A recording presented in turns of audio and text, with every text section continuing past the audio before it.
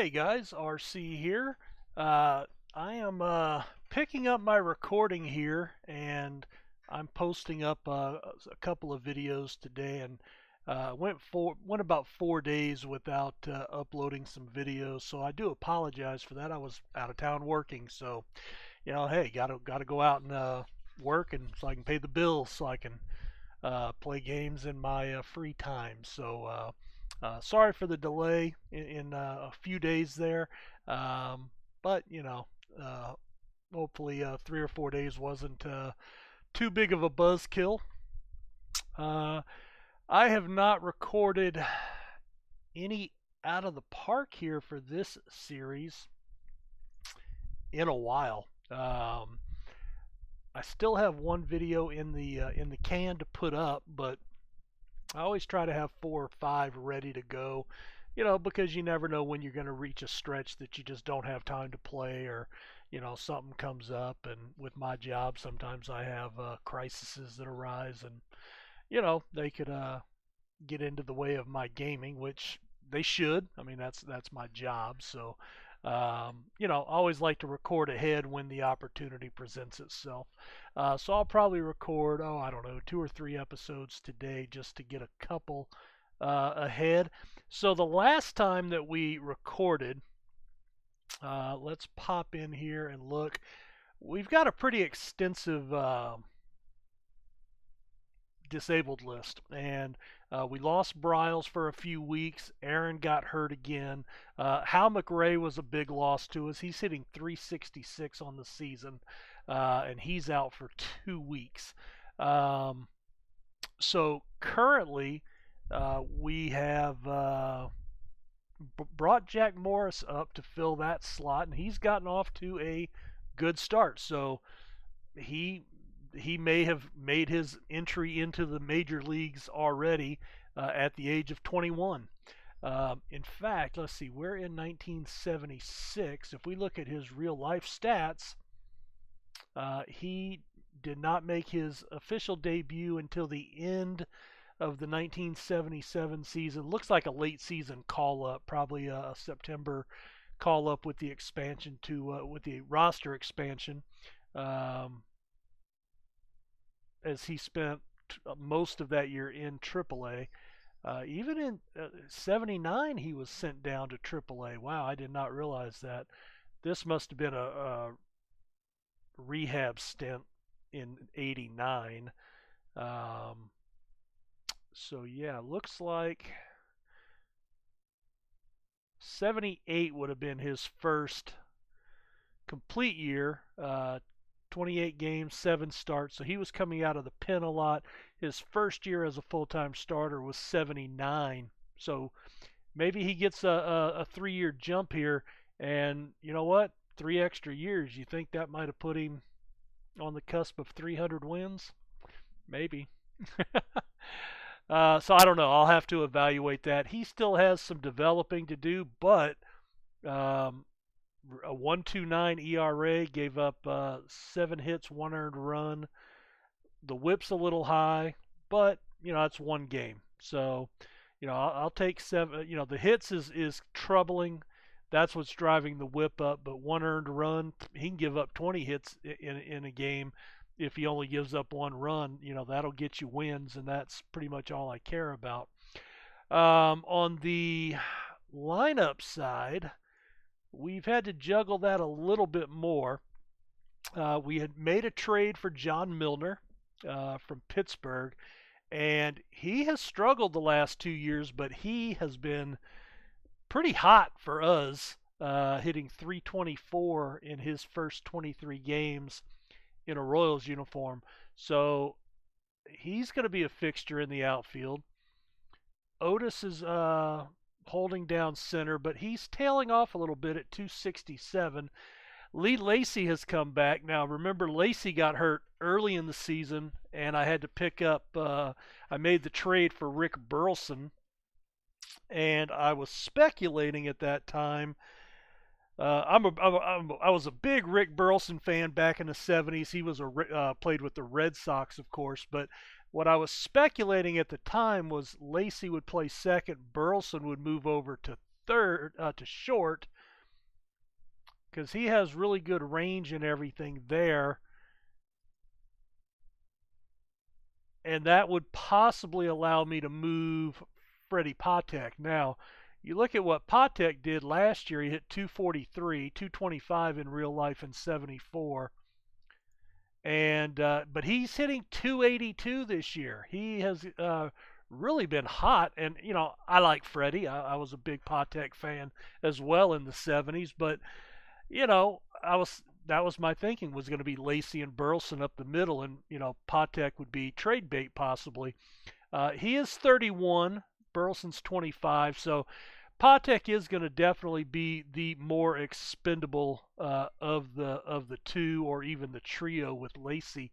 I may have to look at contract amounts, but right now, Patek doesn't do me a whole lot of good being a backup because he can only play the one spot. Gates is my utility guy, and I can't really afford to send him down because, well, I'd have Stags, but nobody else can play third. So it puts me in a bind at third base for a backup. So anyway, I have a few weeks for McRae to come back before I've got to start piecing that together.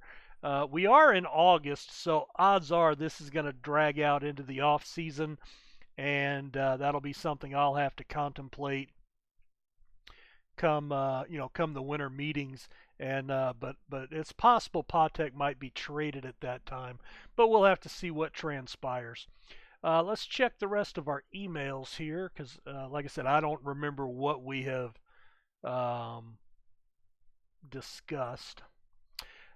We discussed the trade. I did take a look at the last video, and I did reject that. McRae. Okay, so we do have a new trade offer here in the last day from Minnesota. Borgman again, and again, I'm not interested in that deal, so we're going to reject that trade.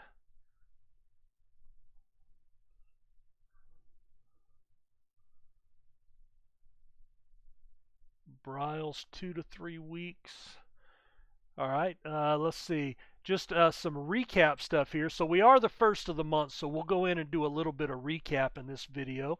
That's something that somebody had asked me to do. So we'll spend probably most of this video doing recap. So Bobby Grich from Baltimore, the American League hitter of the month. Okay, yep, of the month. Let's see. He hit 289, 7 homers, 26 RBIs, and scored 20 runs. That's a pretty solid month. Over in the National League, Gary Matthews Sr., 384, 5 homers, 14 RBIs. Rudy May from the Yankees, pitcher of the month, 5-0, with a 2.6 ERA and 30 strikeouts in 45 innings, 13-4 on the season. And John Candelaria from Montreal, 22 years old, 5-2 for the month with Pitcher of the Month award. And Rookie of the Month, Al Woods from Minnesota. He is a right fielder, 342, 1 homer, 10 RBIs. And Gary Templeton, a rookie, Rookie of the Month for the National League, 286, 3 doubles, a triple, a homer, 15 runs scored, and 8 RBIs. Hitting 307, 34 RBIs on the season. Having a good rookie season. All right, so I think that's all the messages we need to take a look at. Let's go jump into the standings. Baltimore, magic numbers 50. Red Sox just a half game back. Yankees 2 back. Really only the Brewers are completely out of it there. Cleveland actually went 7-3, so they're still in the hunt. If they do that a few more times, they can make up some games pretty quickly. We're 6 back. Magic numbers 46 for the Twinkies. Both 4-game winning streaks. We've just been really struggling this year. We just finally started having some winning records in these 10-day breakouts, and yeah, I don't know Now, luckily, you remember most of the season, basically you were all the way down to fifth place, and we were all within a game, second and fifth.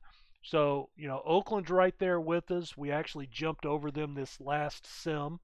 Uh, and Texas and Chicago have fallen off the pace. Angels at 27 and a half out. They're already looking at next season. Over in the wild card, where we've got Boston, the Yankees uh, leading the way. Tigers a game and a half back, and we're a half game behind them. So we need to make up 2 games to get into the wild card race to overtake the Yankees. So that's something we'll be having to look at. And I think this year is going to come down like it did last year. If we don't win the division, we're probably not going to make the playoffs. So we've got a lot of work to do. Let's see. Over in the National League, the Mets with a 3-game lead over the Pirates. Cardinals 8.5 out. They're riding a 7-game win streak. Phillies, I would say they're probably done for the year. The magic number's 49, but 12.5 to make up on August 1st is pretty tough.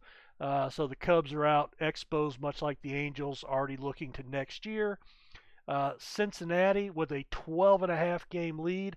Their magic number is just 39, so they look as a shoe-in for the NL West pennant. The Giants do lead the way for the wild card with the Dodgers right behind them.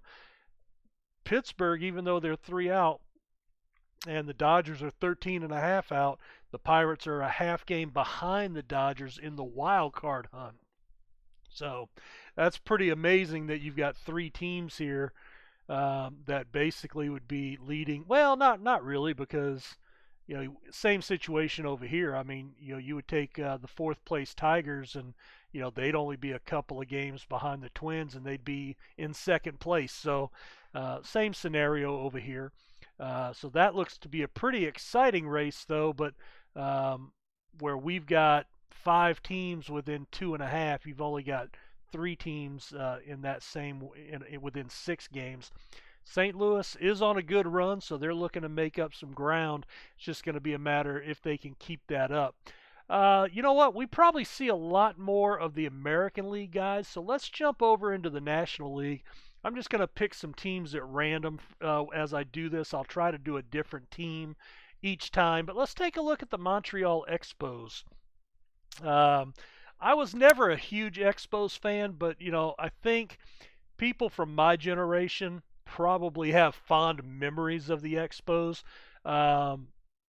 mainly because they were they closed down. I mean, they that team went away, and they brought they created a new team in the Washington Nationals, and then Montreal was they were so good. I mean, they had so many players that went on to have great success in the post Expos era. I just think those are some guys that you look at and you go, man, I mean, I do that all the time. Man, imagine if the Expos hadn't moved and hadn't had to get rid of all these guys, what might have happened. So let's take a look at their well, that's not what I wanted. I guess we have to do this the hard way. There we go. We'll do it like this. All right, so John Candelaria, just won pitcher of the month, 8-9 with a 3.7 ERA. Don Stanhouse, 9-8 with a 3.21. John Count of Montagusco. Actually, there was a John Montefusco. Was he a pitcher or a catcher? I'm not sure why I think he was a catcher, but John Montague, 4.74 ERA. So, they're pretty weak in the back half of the rotation here. Candelaria is a really top-notch guy. Stanhouse, I don't remember anything about him from his career. 22. He had a pretty he had a 10-year career, mostly as a reliever. Couple of right around 500 seasons, only one winning season. 21 saves, so he had some save opportunities there. Looks like he was a closer for a couple of years. Just nothing really stands out, but what are his ratings? Well, let's look at profile.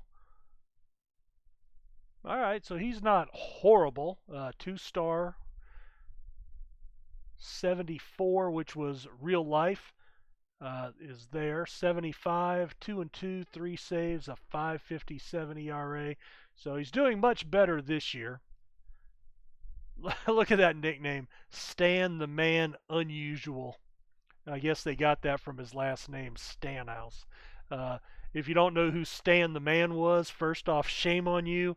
But that was Stan Musial, and that's where they got the Man Unusual. But Stan Musial was called Stan the Man. So that's actually pretty funny. I did not know that nickname existed, so that's kind of hilarious.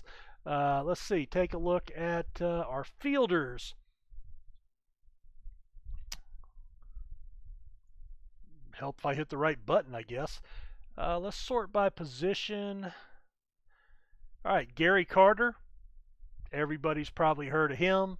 One of the more popular players for the Expos, hitting 297, 11 homers, 49 RBIs, a 358 on base percentage, and a 3.9 WAR. Actually, it's funny, when Gary played, I don't even think WAR was the actual rating.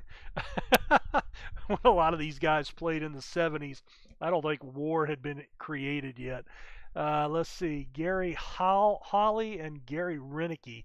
Renicky, I think, is the guy that had the better career there. He's hitting 266, 3 homers, 31 RBIs, a little bit more pop than last year. Well, a lot more at bats too. He's got 263 at bats compared to 64 last year in his rookie season. Mike Hart, well, that name brings back memories. I'm a Michigan Wolverine fan. Please don't unsubscribe if you're an Ohio State fan. I'll let you stay subscribed to my channel. Anyway, Mike Hart, of course, was a running back for Michigan, so that's who I immediately think of. That was not this Mike Hart. Pat Scanlon. Is he the one that went on to become wasn't there a general manager named Pat Scanlon? Is that the same guy? That hitting 228, that would be about all he could do, is be a GM. Larry Parrish, there's another good guy. I thought he played. Yeah, I mean, he played all the way to 88. Montreal, Texas, Boston.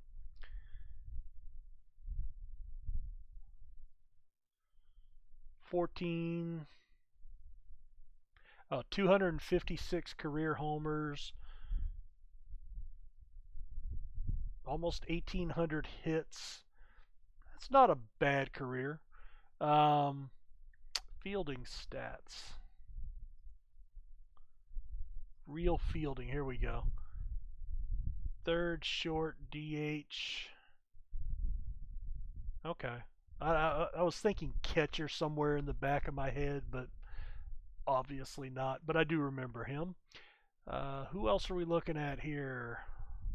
Well, he's hitting 243, so a down year for him. 4 homers, 43 RBIs. Rob Ellis, day to day with a sprained finger, 253. Ellis Valentine, okay, there's one of their big guys, their big power guy, 12 homers, 55 RBIs, 317 average. So, there's a few guys here. Let's see if we can look at their minor leagues and see who's down there. Rick Langford. Who did he play for? Rick Langford. I'm thinking Carney Lansford. Oakland. Okay. So he made his debut with Pittsburgh and then got traded to Oakland and had about a 10-year career there.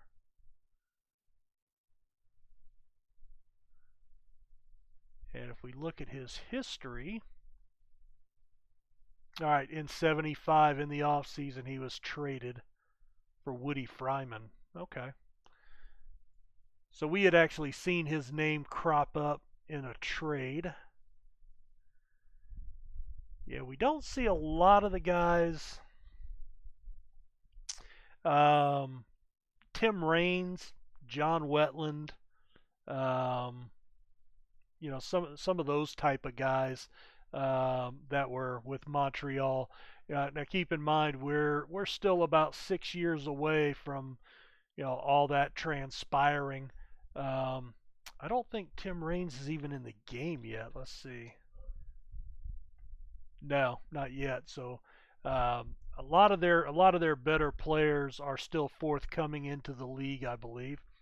The ones that at least when we think back to the Expos right prior to their you know ceasing to exist, that was the guys that we were looking at. Let's look at their home page. They're 20 and a half out. They're eighth in runs scored, 11th in runs given up. So you give up 100 more runs than you score. I don't care whether you're into Moneyball or not. That's going to be hard to win games. Batting average 255, seventh in the National League, sixth on base percentage, sixth in home runs, 11th in starter ERA, 10th in bullpen ERA. So, they're near the bottom in all the ratings.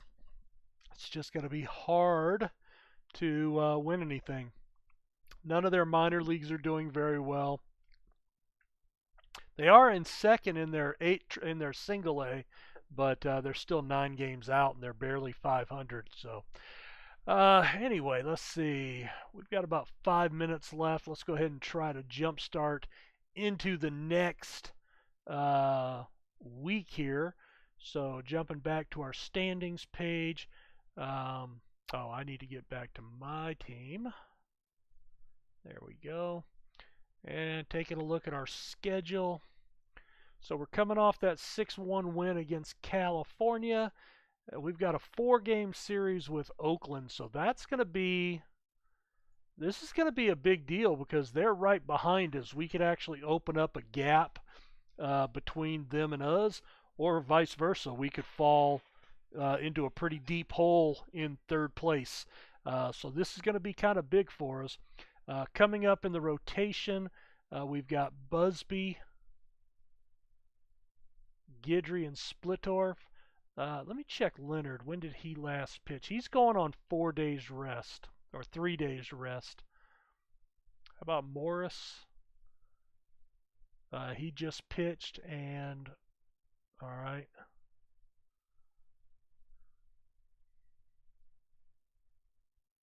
Well, let's go ahead and do out a week. Now we are on a Sunday, so it should only be 1 day, and it is. All right, just taking a look real quick. Dan Ford of Minnesota, Player of the Week. Even though it's only been 1 day, that was the end of the week. Gary Matthews not only won Player of the Month, but he had a good last week of the season, good last week of the month as well.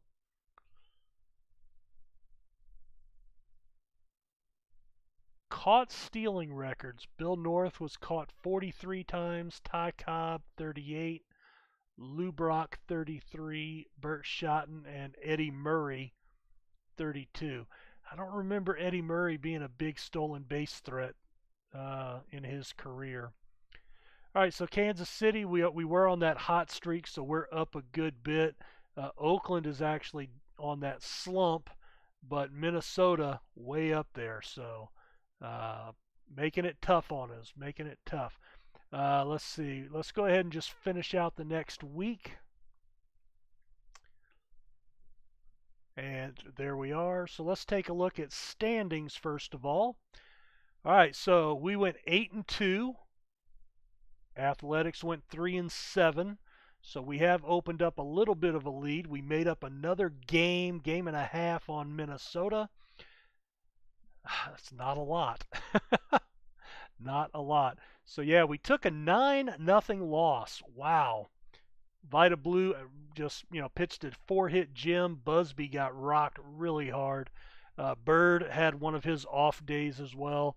Uh, two runs given up in 2 innings. Let's see. Anybody do worth a darn? Patek 2 for 4. Fairley and Lacey both got a hit, so not a whole lot to look at there. Reggie Jackson got his 11th home run. Nobody on, 1 out in the 9th inning. So, and then we turned it around and took 3 games. So that's good. 5-1 here. Dennis Leonard got to his 12th win. Hrabowski did not get a save, but 2 innings, 1 hit. We got that win over John Tudor. No home runs in this game. Patek 2 for 4 again with an RBI. Brett went 2 for 4. 2 RBIs. I mean, 2 home runs. That just not having a good power year, is he? 1 for 3 with an RBI. 2 for 4 with an RBI. Milner. So Milner's down to 231 for the season, but he's still hitting 337 for us. So I'll take that. 5-2 win. Guidry got his 7th win. 2 hits, 1 run in 7 innings. Bird got a hold this time. Mingori picked up the save. Fairley got his 6th homer. 3 stolen bases for Oakland runners. We picked up 2. Fairley 1 for 3 with 2 RBIs, giving him 40 on the season. Stinson 2 for 4 with an RBI, giving him 29 ribbies on the season. And there's the timer. So we'll pick up right here in the next video going into the Thursday game. We'll finish reviewing the week. We'll hit our emails, and then we'll get back into our sim routine. Thanks for checking this one out, guys. Keep wishing the Royals some luck here as we're trying to fight back to catch the Twins. Definitely starting to look ahead at this 3-game series towards the end of the month. Thanks for checking out the video, and we'll talk to you guys later. Take care.